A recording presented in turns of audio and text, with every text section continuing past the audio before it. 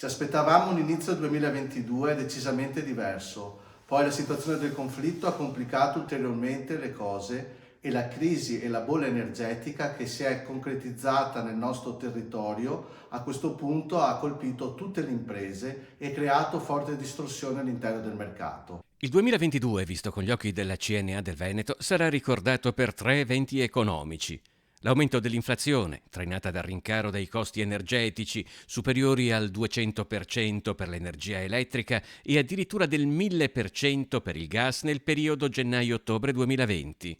Il superbonus, che in Veneto ha fruttato 40.000 interventi per oltre 4 miliardi di euro. L'arrivo delle risorse del PNRR.